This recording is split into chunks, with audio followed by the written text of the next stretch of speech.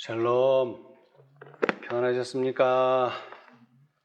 예, 이제 가을이 성큼 다가온 것 같습니다. 풍성한 결실을 우리 모두가 누리게 되기를 바랍니다. 오늘은 좀 재림에 대해서 우리가 생각을 해보고자 하는데요. 재림을 생각하려면 이 말세라고 하는 단어를 좀 생각을 해봐야 됩니다. 이 마태복음에 보면은요, 마태복음. 예수님께서 비유를 여러 가지를 들었습니다. 13장에요. 그 비유 중에 하나가 바로 말세 또는 세상 끝에 관한 비유입니다. 세상 끝. 세상 끝이 곧 말세죠. 말세는 한자고 세상 끝은 이제 우리의 말인데 세상이 끝나는 게 바로 말세입니다. 그런데 이 사복음서 중에서는요, 이 마태복음이 세상 끝에 대해서 몇 마디 성경절들을 기록하고 있습니다. 그 중에 첫 번째가 바로 마태복음 13장에 나오는데요. 마태복음 13장 39절 보시면은, 36절로부터 보시면은요, 이에 예수께서 무리를 떠나서 집에 들어가시니 제자들이 나와 가로되 밭에 가라지의 비유를 우리에게 설명하여 주소서. 이미 가라지의 비유를 하셨어요. 그런데 제자들이 이 비유를 잘 이해를 못하기 때문에 가라지의 비유를 우리에게 설명하여 주셔서. 37절 대답하여 가라사대 좋은 씨를 뿌리는 이는 인자요 밭은 세상이요 좋은 씨는 천국의 아들들이요 가라지는 악한 자의 아들들이요 가라지를 심은 원수는 마귀요 추수 때는 세상 끝이요 추수꾼은 천사들이니. 여러분, 세상 끝이 뭐라고요? 한자로 쓰면 말세다. 말세, 세상 끝, 말세. 그런데 이 세상 끝은 또 언제를 말합니까?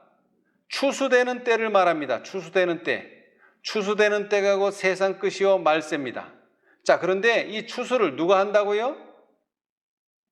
추수를 누가 합니까? 추수꾼은 누구들이니? 천사들이니. 그런즉 가라지를 거두어 불에 사르는 것이 세상 끝에도 그러하리라. 자, 세상 끝에 무슨 일이 있다고요? 추수 때가 되는 것이고 세상 끝은 추수 때고 이 추수 때가 되면 추수꾼들이 뭐를 한다고요? 추수를 하겠죠. 그래서 뭐를 거두어 들여서요? 가라지를 거두어서 어디에다가 불에 사른다. 이것이 무슨 비유라고요? 이것이 가라지, 알곡과 가라지의 비유입니다. 그렇습니까? 예. 자, 그런데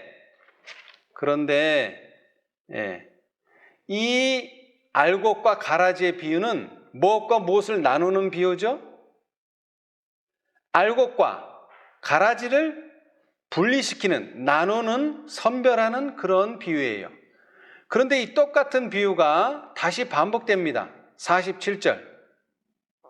또 천국은 마치 바다에 치고 각종 물고기를 모으는 그물과 같으니 그물에 가득함에 물가로 끌어내고 앉아서 좋은 것은 그릇에 담고 못된 것은 어떻게 합니까? 내어 버리느니라. 이것도 추수하고 똑같아요. 자, 육지에서는, 뭇에서는 추수를 하고요. 그 다음에 바다에서는요, 그물로 고기를 잡아서 추수를 합니다. 그런데 좋은 것은 그릇에 담고 못된 것은 내버려요. 언제? 49절. 세상 끝에도 이러하리라. 여기도 또 누가 와서요? 누가 와서 갈라내요? 천사들이 와서 의인 중에서 악인을 갈라내어. 똑같은 비유를 두 번씩이나 하셨다는 것은 무슨 뜻이죠? 중요하다. 중요하다는 뜻입니다. 중요하다. 여러분, 세상 끝에는 누가 와서? 천사들이 와서 의인과 악인을 또는 알곡과 가라지를 갈라놓는다. 그래서 여기서 말하는 말세, 여기서 말하는 세상 끝은 추수 때를 말하며 천사들이 와서 악인과 의인, 알곡과 가라지를 서로 분리시키는 때를 말합니다. 예. 그것이 마태복음 13장에서 말하는 말세 또는 세상 끝입니다. 자, 그런데 또 이 마태복음을 읽어보면요, 24장 또 세상 끝이 나와요. 또 세상 끝. 네, 말세라는 단어는 사용하지 않고 세상 끝이라 이렇게 표현합니다. 자, 24장 3절 예수께서 뭐라고요? 한번 읽어보세요. 누가? 예수께서 감람산 위에 앉으셨을 때에 제자들이 종용이 와서 가로되 우리에게 이르소서 어느 때에 이런 일이 있겠사오며 또 주의 임하심과 세상 끝에는 무슨 징조가 있사오리이까? 예, 감사합니다.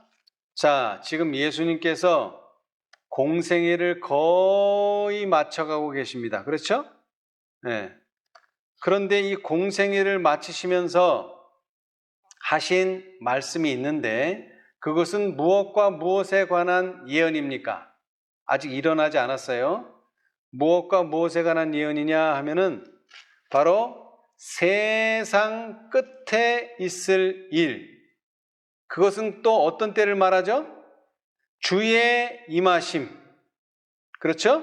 주의 임하심. 예.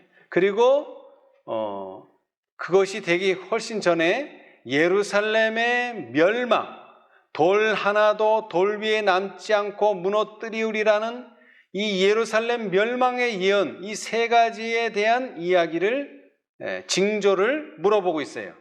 자, 그런데 다시 말하지만 주의 오심과 세상 끝은 같은 시기입니까? 다른 시기입니까? 같은 시기예요. 네, 같은 시기. 아까도 말했지만 추수가 다 끝나고 상 받을 자가 준비될 때 상을 주시기 위해서 예수님이 오세요. 그렇죠? 여기도 마찬가지라 주의 임하심과 세상 끝은 같은 시기를 말합니다. 그래서 재림의 시기는 곧 세상 끝에 있을 일입니다. 그렇습니까? 예, 그래서 재림의 징조가 나오고요. 우리가 공부했던 것처럼 재림의 징조는 곧 세상 끝의 징조이기도 합니다. 자, 그리고 또 마지막으로 세상 끝에 대해서 또 마태가 얘기했습니다. 28장. 마태복음 28장. 마태복음 28장 20절입니다. 누가 한번 또 읽어보세요. 마태복음 28장 20절. 내가 너희에게 분부한 모든 것을 가르쳐 지키게 하라. 볼지어다 내가 세상 끝날까지 너희와 항상 함께 있으리라 하시니라. 아멘. 자, 내가 언제까지 너희와 함께 있겠다고요? 세상 끝날까지. 그러면은 세상이 끝나면은 함께 안 하겠다는 뜻입니까? 자, 우리 마태복음을 보겠습니다. 마태복음 5장 18절. 마태복음 5장 18절. 누가 한번 또 큰 소리로 읽어봐 주세요. 마태복음 5장 18절. 진실로 너희에게 이르노니 천지가 없어지기 전에는 율법의 1.1획이라도 반드시 없어지지 아니하고 다 이루리라. 예, 자, 이 말씀은 천지가 없어지기 전에는 율법도 없어지지 않는다 이런 얘기죠. 간단히 말하자면. 그렇죠? 예. 자, 그러면은 천지가 없어지면 율법도 없어진다는 얘기죠? 맞습니까? 자, 이 성경절을 그대로 보면 천지가 없어지지 않으면 율법도 안 없어져요. 그러면 천지가 없어지면요, 율법도 없어져요. 맞아요? 틀려요? 어렵나요, 말이? 예. 자, 이 말은 이런 뜻입니다. 그렇죠, 그렇죠. 세상이 존재하는 한 뭐는 존재한다는 거예요. 율법은 존재한다는 거예요. 여러분, 하나님께서 세상을 창조하셨을 때 없어질 걸 창조하셨어요? 영원히 존재할 걸 창조하셨어요? 영원히 존재할 걸 창조하셨지 언젠가는 이게 없어질 걸 그런 걸 창조하시지는 않습니다, 하나님이. 그런데 왜 사람은 죽습니까? 그것은 죄로 말미암은 결과지 하나님은 절대로 없어질 걸 만들지는 않아요. 다시 말하자면 세상이 없어지면은 율법도 없어지는데 세상이 없어질 일은 없습니다. 고로 율법도 없어질 일은 없습니다. 다른 말로 하자면 세상이 영원히 존재하기 때문에 율법도 영원히 존재한다는 것을 강조해서 하신 말이에요. 자, 다시 마태복음 28장 20절로 돌아가서 내가 세상 끝날까지 너희와 항상 함께 있으리라는 말은 무슨 뜻이에요? 내가 영원히 너희와 항상 함께 있으리라는 그런 의미입니다. 왜? 세상은 끝날이 없어요. 그렇죠? 예. 자, 그렇듯이 이 세상의 끝은요, 예수님의 재림을 가리키고 추수 때를 가리키지만 세상은 끝나서 없어지는 것은 아닙니다. 그래서 예수님은 영원히 우리와 함께 하셔요. 자, 그런데 이 예수님의 재림을 우리는 어떻게 준비해야 하느냐? 오늘 이거를 좀 살펴보고자 합니다. 예수님의 재림을 우리가 어떻게 준비해야 하는가? 우리가 많이 배우고 알고 있는 바지만 좀 더 우리는 새롭게 배워야 될 필요가 있습니다. 자, 말세라고 말했죠? 이 말세라는 단어가 나오는 성경절이 또 하나 있어요. 자, 고린도전서 10장 11절 누가 한번 찾아서 큰 소리로 좀 읽어주세요. 고린도전서 10장 11절.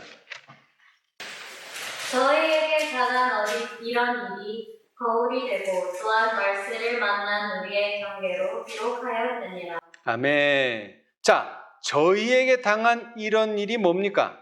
저희에게 당한 이런 일. 그 위에 1절로부터 10절까지 나오는 모든 내용이죠. 자, 이 내용은 어떤 내용이죠? 1절로부터 10절까지 나오는 내용은 어떤 내용이에요? 이스라엘 백성이 어디서 한 경험이에요? 당한 일이에요. 광야에서 당한 일이에요. 그렇죠? 광야에서.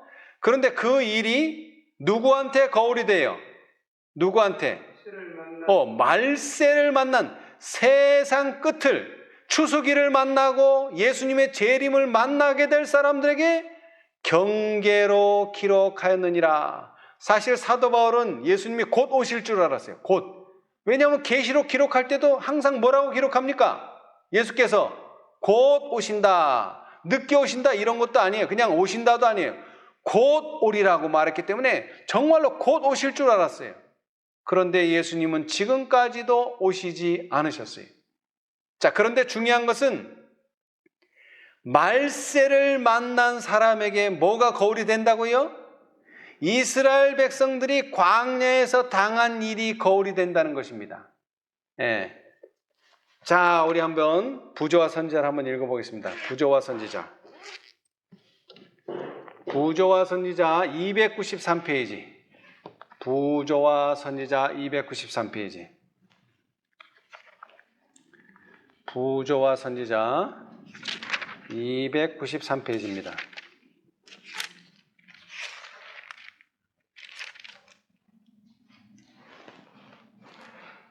우리가 재림을 위해서 준비해야 되는데 그 준비하는 과정에서 이스라엘 백성이 광야에서 경험한 것이 우리에게 거울이 된다는 것입니다. 거울.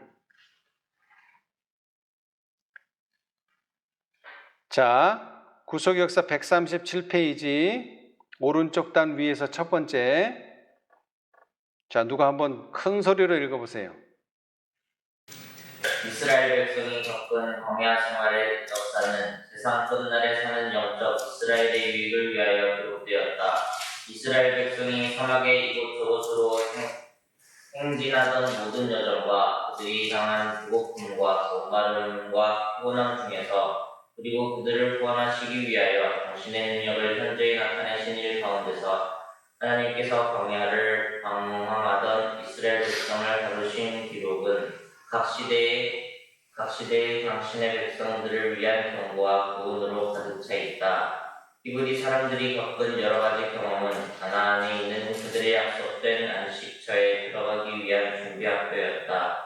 하나님께서는 이 시대에 사는 그분의 백성이 겸손한 마음과 온순한 정신으로 고대 이스라엘이 겪은 시련들을 자세히 살펴서 하늘 가나안을 위해 준비하는 일에 교훈을 받게 되기를 원하고 계십니다. 예, 거기까지요. 자, 여러분, 이스라엘 백성이 겪은 무슨 생활의 역사? 광야 생활의 역사는 세상 끝날에 사는 영적 이스라엘의 유익을 위하여 기록되었다. 이 성경절이 뭐라고요? 고린도전서 10장 11절 말세를 만난 우리의 경계로 기록하였느니라를 풀어 설명하면 이스라엘 백성이 겪은 광야 생활의 역사는 세상 끝날에 사는 영적 이스라엘의 유익을 위하여 기록되었다는 것입니다. 자, 그런데 여러분, 광야는 어디가 광야입니까? 광야. 출애굽 백성이 어디서부터 광야 생활을 시작했어요? 어디서부터? 홍해를 건너기 전입니까? 홍해를 건넌 다음입니까? 홍해를 건넌 다음이 광야예요. 홍해 건너기 전까지는 광야가 아니에요. 이스라엘 진영이에요. 아직까지도. 그래서 누가 쫓아왔어요? 애굽의 군사들이 어디까지는 쫓아올 수 있어요?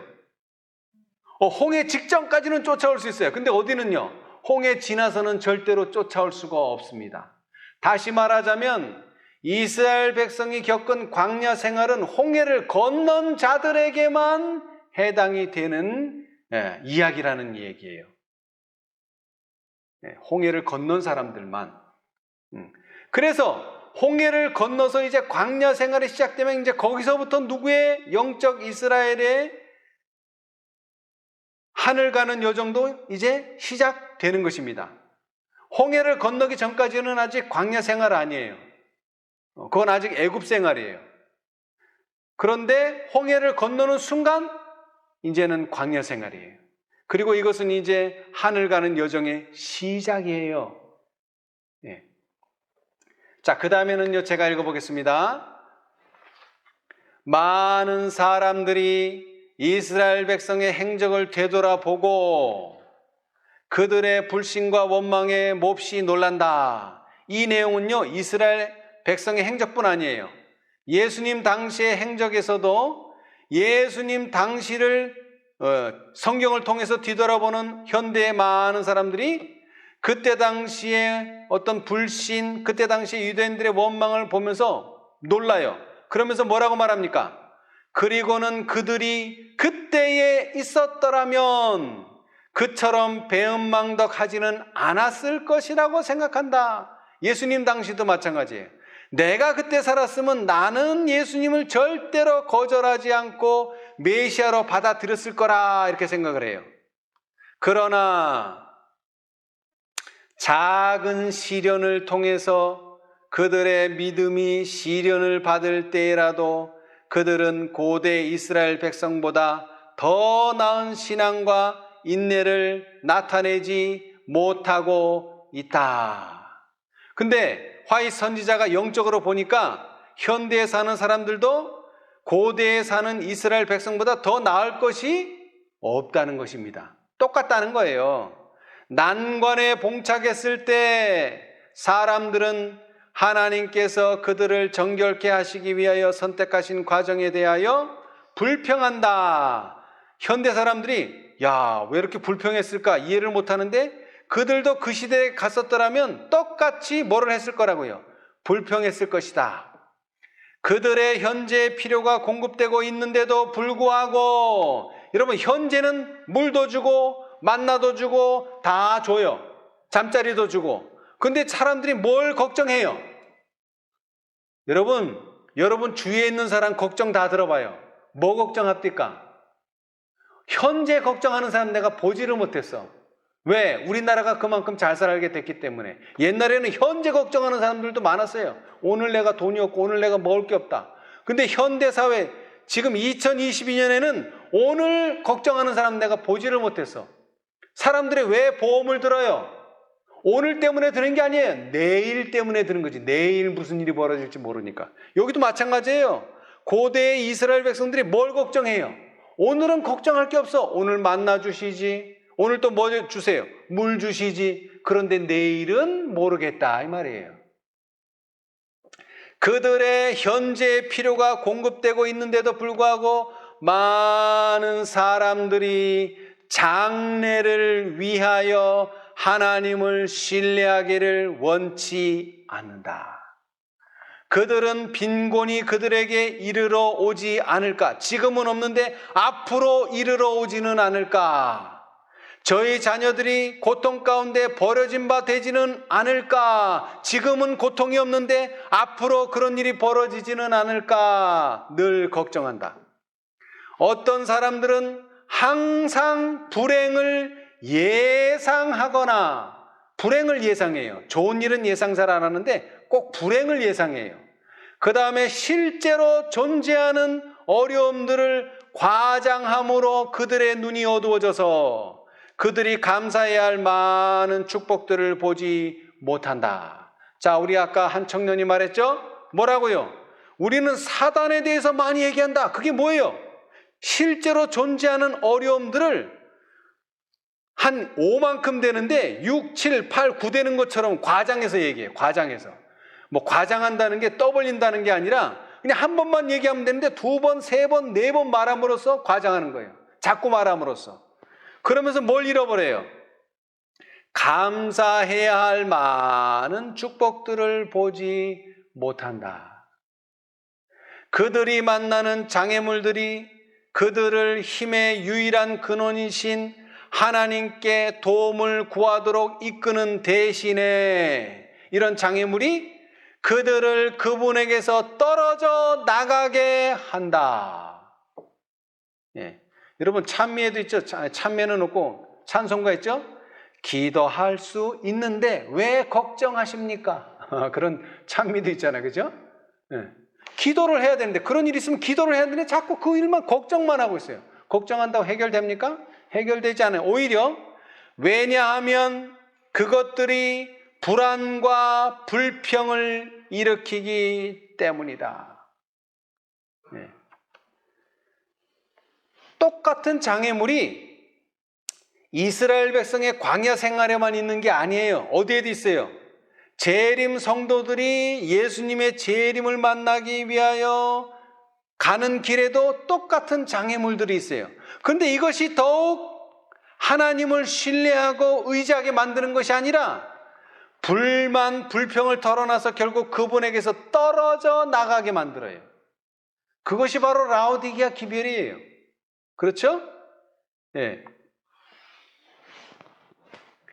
자, 이 이스라엘 백성의 광야 생활의 시작이 어디서부터 시작됐다고요?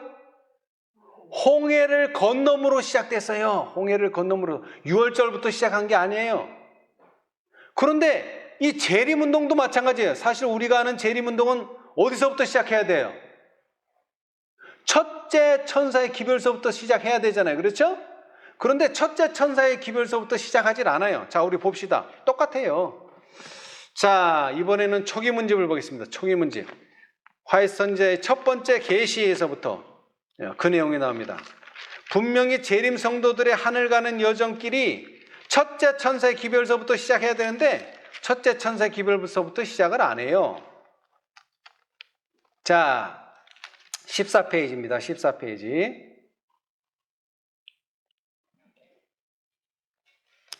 자, 거기 보시면은 오른쪽 단 맨 밑에 내가 가족재단에서 기도하고 있을 때 또 누가 큰 소리를 한번 읽어보세요. 내가 가족재단에서 기도하고 있을 때 성령께서 내게 임하셨고 나는 점점 높이 올라가서 어두운 세상으로부터 아주 멀어지는 것처럼 것처럼 생각되었다. 나는 돌이켜 세상에 있는 재림 신도들을 찾아보았으나 그들을 발견할 수 없었다. 그때의 음성이 내게 들렸다. 다시 보라, 좀 더 높이 보라는 이 음성을 듣고 나는 눈을 들어 세상 위에 높이 뻗어 있는 곧고 좁은 길을 보았다. 이 길 위로 재림 신도들이 그 길 끝에 있는 까마득한 도성을 향하여 여행하고 있었다.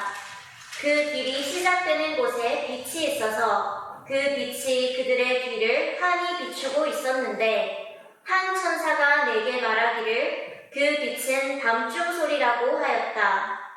이 빛이 그 길을 따라 계속 비치고 있었으며 그들은 그 빛으로 말미암아 넘어지지 않게 되었다. 자, 거기까지요.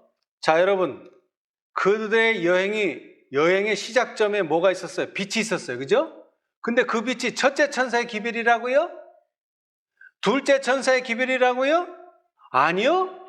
밤중 소리래요. 밤중 소리. 예. 자, 이스라엘 백성들도 언제 애굽을 떠났어요? 1월 14일 저녁 떠났어요. 그러면 여행이 어디서부터 시작한 거예요? 1월 14일부터 시작한 거예요. 그런데 광야 생활은 아직 아니에요.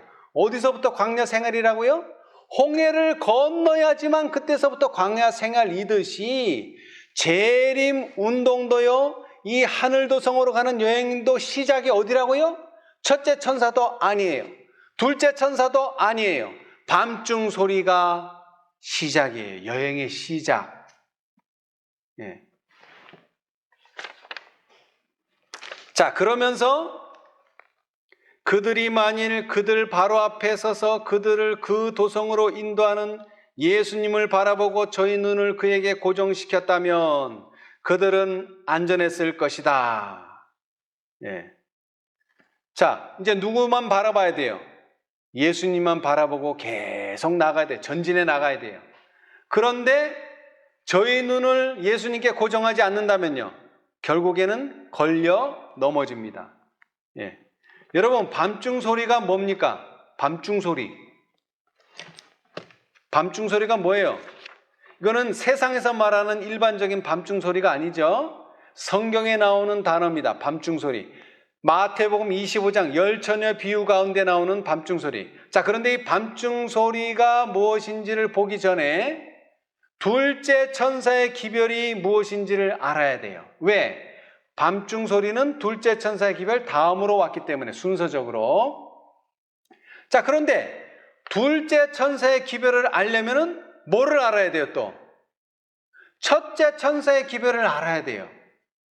자, 다시 말하지만 밤중 소리를 알려면 첫째 천사의 기별, 둘째 천사의 기별을 알아야지만 밤중 소리를 이해할 수 있어요. 순서적으로 되기 때문에. 자, 그래서 첫째 천사의 기별은 무엇인가 부터 보겠습니다. 첫째 천사의 기별은 무엇인가? 자, 성경을 읽어보겠습니다. 성경. 계시록 14장 6절 7절입니다. 누가 한번 또 큰 소리로 읽어주세요. 계시록 14장 6절 7절.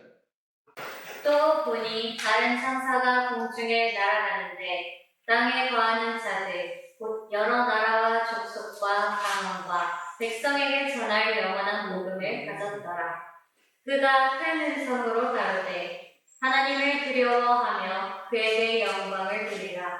이는 그의 심판하실 시간이 이르렀음이니 하늘과 땅과 바다와 물들의 근원을 만드신 이를 경배하라 하더라. 아멘. 여러분, 첫째 천사의 기별이 뭡니까? 첫째 천사의 기별 뭐예요? 자, 영원한 복음을 가졌더라. 그 다음에는요, 하나님을 두려워하며 그에게 영광을 돌리라. 그리고 하늘과 땅과 바다와 물들의 근원을 만드신 이를 경배하라. 이게 첫째 천사의 기별이에요. 성경절 그대로 한다면. 근데 여러분의 이해를 돕기 위해서, 영적으로 이해를 하기 위해서, 자, 각 시대 대쟁투를 보겠습니다. 좀 더 자세하게 설명해 놓으셨어요. 좀 더 자세하게. 첫째 천사의 기별이 뭔지. 자, 355페이지 각 시대의 대쟁투 355페이지. 355페이지.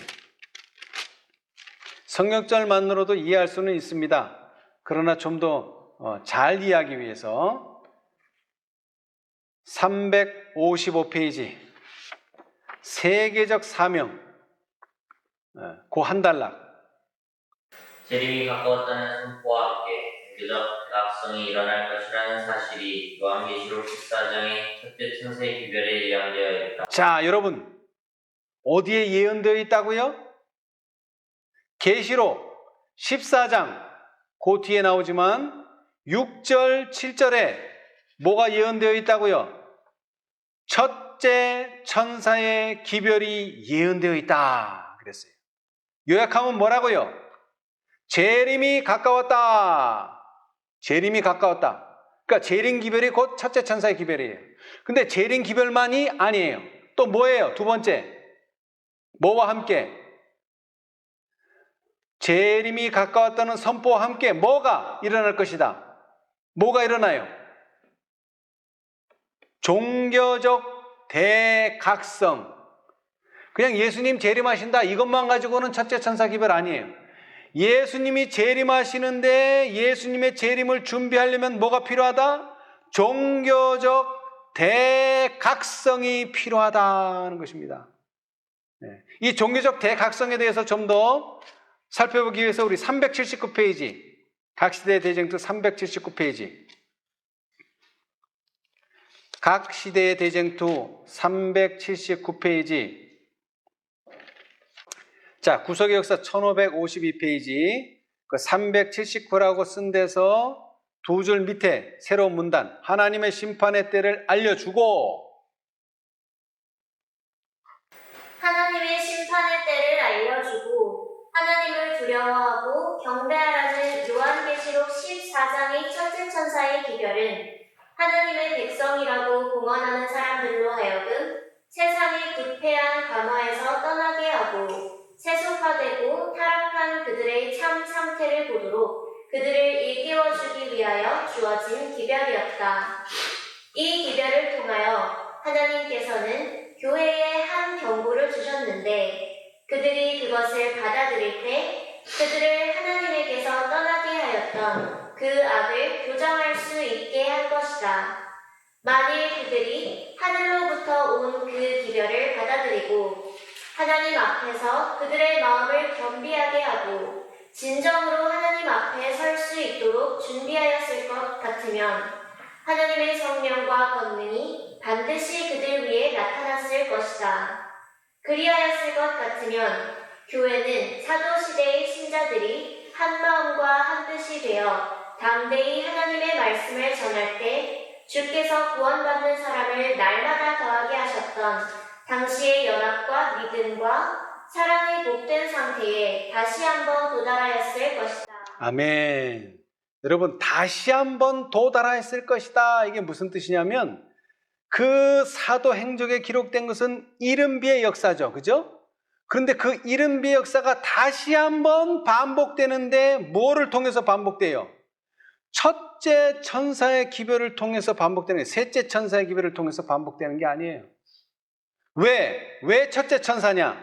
왜 첫째 천사예요? 첫째 천사는 두 가지로 구성되어 있어요. 두 가지. 어떤 두 가지요? 첫째, 예수님의 재림이 가까웠다는 초청. 두 번째는 이 초청에 응하기 위해서 우리는 뭐 해야 된다? 세상과 분리되어야 한다는 경고입니다. 이것이 이루어지면 우리는 이른비의 경험을 다시 한번 할 수 있게 됩니다. 그래서 요한계시록 14장의 첫째 천사의 기별은 하나님의 백성이라고 공언하는 사람들로 하여금 세상의 부패한 가마에서 떠나게 하고 이게 떠나야지만 여행이 시작되는 거예요. 근데 이미 첫째 천사는 떠나라고 말하고 있는 거예요. 세속화되고 타락한 그들의 참 상태를 보도록 이게 라우디게 상태예요. 이걸 보도록 그들을 일깨워 주기 위하여 주어진 기별이다 라고 말하고 있습니다. 사실은 첫째 천사의 기별 속에 모든 것이 다 들어있었어요. 사실은. 그런데 그것을 제대로 못 깨달으니까 이제 둘째 천사의 기별이 오고 못 깨달으니까 셋째 천사의 기별까지 가게 되는 것입니다. 자, 다시 말합니다. 마태복음에 말하기를 가라지를 심은 원수는 마귀요 추수 때는 세상 끝이요 추수꾼은 천사들이니 그 추수꾼이 이제 언제 나온 거예요? 바로 첫째 천사의 기별이 바로 추수꾼입니다. 그리고 둘째 천사가 추수꾼이고 셋째 천사가 추수꾼이야 다. 왜? 예수님의 재림에 관련된 사업을 하는 천사들이기 때문에. 그렇죠? 자, 다시 말하지만 천사들이 와서 의인 중에서 악인을 갈라내어 풀무불에 던져 넣으리니 라고 말했는데, 여러분, 분리가 일어나면 심판이 옵니까? 심판이 일어나면 분리가 옵니까? 순서가 어떻게 돼요? 분리가 먼저예요? 심판이 먼저예요? 분리가 먼저죠. 왜? 의인 중에서 악인을 갈라내야지만 풀무불에 던질 수가 있지요. 그래서 분리가 먼저 일어나야 돼. 분리가. 그래서 그 분리를 일어나게 하는 기별이 뭐예요? 둘째 천사의 기별입니다. 자, 계시록 14장 8절 이제 성경을 읽어보겠습니다. 또 다른 천사 그 둘째가 그 뒤를 따라 말하되 무너졌도다 무너졌도다 큰 성 바벨론이여 모든 나라를 그 음행으로 인하여 진노의 포도주로 먹이던 자로다 하더라. 예, 자 여기에 보면은 뭐가 없어요? 분리시킨다는 말이 없어요. 떠나라는 말도 없고 나오라는 말도 없고 어떻게 됐다고요? 그냥 무너졌다는 말밖에 없어요. 그런데 실제적인 이 기별의 경험에서는 뭐가 일어났어요? 실제적으로 분리가 일어났어요. 자, 우리 한번 또 초기 문집을 보겠습니다. 초기 문집 237페이지. 둘째 천사의 기별에는 바벨론이 무너졌다는 말밖에는 없는데 실제적으로는 분리가 일어났어요. 그것은 너무나 당연한 일이고, 왜? 첫째 천사가 세상에 부패한 가마에서 떠나게 하는 게 첫째 천사의 기별이기 때문에 그래요. 자, 237페이지. 초기 문집 237페이지입니다. 둘째 천사의 기별. 자, 둘째 천사의 기별 그 소제목 밑에 한 단락 한번 읽어보세요. 교회들이 첫째 천사의 기별을 받아들이기를 거절했을 때 그들은 하늘에서 온 빛을 거절한 채 하나님의 은총에서 떨어져 나갔다. 그들은 자신의 능력을 신뢰하였으며 첫째 기별을 거절함으로 둘째 천사의 기별 가운데 있는 빛을 볼 수 없게 되었다. 그러나 압제를 당하던 하나님의 사랑하는 자들은 바벨론이 무너졌다는 기별을 받고 교회들을 떠났다. 예, 뭐라고요? 바벨론이 무너졌다는 기별을 듣고 어떻게 했다고요? 알아서 교회를 떠났어요. 나오란 말 하지 않아도 떠났어요. 왜? 무너졌는데 계속 있을 필요가 없죠. 왜? 세상을 떠나라는 게 첫째 천사의 기별 속에 포함되어 있었는데 이 교회가 이제는 하나님의 은총에서 떨어져 나가가지고 교회가 뭐가 되어버렸어요? 세상하고 똑같아져 버렸어요. 그래서 떠날 수밖에 없는 상황이 됐다는 것입니다. 그래서 둘째 천사의 기별은 분리시키는 기별입니다. 예, 분리시키는 기별이에요. 자, 그 다음에 제가 읽어보겠습니다. 다음 문단. 둘째 천사의 기별이 거의 끝나갈 무렵 나는 하늘에서 하나님의 백성들에게 비치는 한 큰 빛을 보았다. 어떤 빛을 보았을까요? 아까도 말했지만 화윗 부인 화윗 선지자께서 첫 계시로 받은 그 계시에서도 보셨듯이 큰 빛, 그들의 여행의 시작에서 비추기 시작했던 그 빛을 본 거예요. 나는 천사들이 외치는 소리를 들었다. 어떤 소리? 보라, 신랑이로다, 맞으러 나오라. 이게 뭐라고요? 이것은 둘째 천사의 기별의 능력을 더해줄 뭐라고요? 밤중 소리였다. 네, 이게 밤중 소리입니다. 뭐라고요? 보라, 신랑이로다, 맞으러 나오라. 예. 바벨론에서는 무너진 바벨론 속에서는 신랑을 맞이할 수 있다 없다? 없다. 그러니까 거기서 나오라 하는 것입니다. 예. 그래서 이 둘째 천사의 기별과 밤중 소리는 백성들을 예수님을 맞이할 준비를 할 수 있게 하고 그 다음에 세상으로부터 떠나게 하는 놀라운 영향력을 행사한 것입니다. 계속 읽어보겠습니다. 실망한 성도들을 각성시켜 그들 앞에 놓여진 위대한 사업을 수행하도록 하기 위하여 하늘에서 천사들이 보내어졌다. 이 기별을 가장 먼저 받아들인 자는 재능이 탁월한 사람이 아니었다. 천사들은 겸비하고 헌신한 자들에게 보냄을 받았으며 그들은 강권함을 받아 보라 신랑이로다 맞으러 나오라 하고 소리 높이 외쳤다. 그 외침을 받아들인 자들은 서둘러 성령의 능력으로 그 기별을 선포하며 그들의 실망한 형제들을 일깨웠다. 이 일은 사람의 지혜와 학식으로 된 것이 아니고 하나님의 능력으로 되었으며 그 외침을 들은 그의 성도들은 그것을 거역할 수가 없었다. 예. 가장 영적인 사람들이 이 기별을 제일 먼저 받아들였으며 이전에 이 일에 가담하여 일하고 있던 자들은 제일 늦게 받아들여 그 외침에 합세하였다. 보라 신랑이로다 맞으러 나오라. 이게 뭐라고요? 밤중 소리라 이겁니다. 밤중 소리. 예. 자, 다시 말하지만 재림운동은 어디서부터 시작한다고요? 재림운동의 여행은 밤중 소리, 분리가 일어남으로써 그 일은 시작된다는 것입니다. 그 일이 시작된다는 것이. 예. 자, 여러분 누가복음에 보면은요, 누가복음. 자, 우리 누가복음을 보겠습니다. 누가복음 17장 28절로 32절입니다. 누가복음 17장 누가복음 17장 28절에서부터 32절까지 한번 읽어보세요.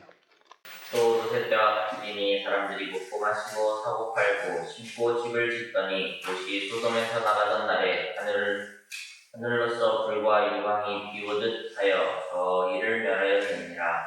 인자에 나타나는 날에도 이러하리라. 그날에 만일 사람이 지붕 위에 있고 그 세간이 집 안에 있으면 그것을 가지러 내려오지 말 것이요 밭에 있는 자도 이와 같이 뒤로 돌이키지 말 것이니라. 롯의 처를 생각하라. 아멘. 여러분 누구를 생각하라고요? 롯의 처를 생각하라. 이 말씀은 많은 것들을 생각하게 합니다. 여러분 롯의 처가 뭐가 됐죠? 소금 기둥이 됐어요. 왜 하필 돌 기둥, 다른 기둥 많은데, 불 기둥, 구름 기둥도 많은데 왜 하필 돌도 아니고 소금으로 기둥을 만들었을까요? 여러분 이것은 아주 중요한 것입니다. 여러분 무슨 음식을 만들든지 거기에 필수적으로 들어가는 게 뭐예요? 소금입니다. 소금 없이는 절대로 음식은 맛을 내지 못합니다.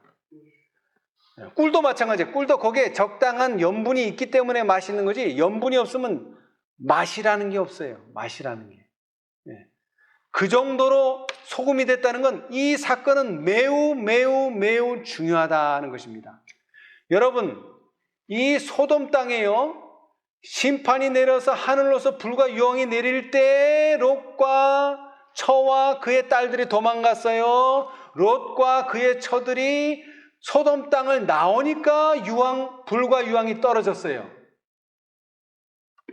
나오니까 떨어진 거예요. 분리가 일어나야지만 심판이 있습니다. 절대로 분리가 없이는 심판은 없습니다. 자, 그런데 안타깝게도 롯의 처는 천사의 손을 잡았기에 딸아는 갔는데 뭐가 남았어요? 세상에 대한, 소돔 땅에 대한 미련이 남았어요. 그 미련이 뭔지는 모르겠지만 하여튼 미련이 남아서 어떻게 했죠? 뒤를 돌아보지 말라고 천사가 이미 당부했는데 뒤를 돌아보는 순간 그는 소금 기둥으로 변해버렸습니다. 여러분, 우리는 이제 재림을 맞이하기 위해서 준비해야 돼요. 그런데 첫 번째가 무엇이냐? 세상을 떠나는 것입니다. 우리 몸만 떠나는 게 아니에요. 어떤 분들은 그래요. 시골 생활해야 된다고. 물론 시골 생활해야 됩니다. 근데 시골에 가 있다고 세상 떠난 거 아닙니다. 예. 물론 시골 생활을 해야 됩니다. 그러나 시골 생활이 세상을 떠나는 게 아닙니다. 세상을 떠난다는 것은 우리의 생각이 세상을 떠나야 됩니다. 우리는 세상의 유행을 버려야 됩니다. 세상의 관습을 버려야 됩니다. 세상의 관념을 버려야 됩니다. 세상의 표준을 버려야 됩니다. 그리고 세상의 유전도 버려야 됩니다. 그리고 하늘의 생각, 하늘의 관습, 하늘의 관념, 하늘의 생각을 채워 넣어야 합니다. 왜? 그것을 채워넣지 않으면 다시 우리가 버린 그 세상의 모든 것이 다시 7배가 돼서 다시 엄습해 올 것입니다.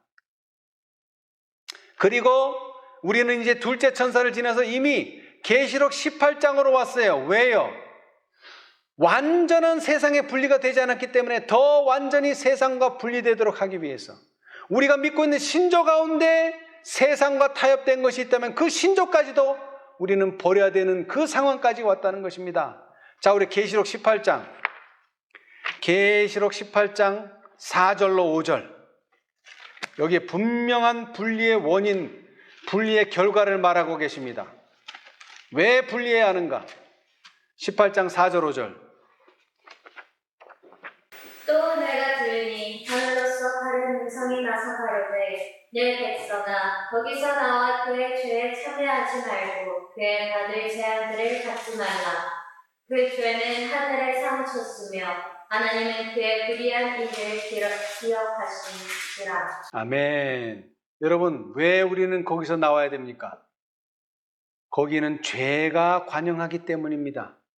우리는 그 죄에 참여하지 말아야 되는데 그 죄에 참여한 자들은 재앙들을 받게 될 것이기 때문에 그렇습니다. 예. 다시 말하지만 분리가 일어나야지만 심판은 옵니다. 분리가 일어나지 않으면 절대로 심판은 없습니다. 그런데 우리가 심판받을 때 죄와 분리되어 있지 않은 상태라면 하나님께서 죄를 멸하실 때 죄와 연관된 우리도 멸망을 당하게 될 것입니다. 지금 계시록 18장 천사들이 의인 중에서 악인을 갈라내고 있습니다. 세상의 부패한 가마에서 떠나시기 바랍니다. 첫째 천사의 기별을 거절하고 세상과 짝한 교회들을 떠나시기 바랍니다. 거기서 나와 그의 죄에 참여하지 말고 그의 받을 재앙들을 받지 말기를 바랍니다. 그리고 보라 신랑이로다 맞으러 나오라는 음성에 응하여 주님의 다시 오심을 맞을 준비를 하게 되는 우리 모두가 되시기를 간절히 바라면서 오늘 말씀 마치겠습니다. 감사합니다.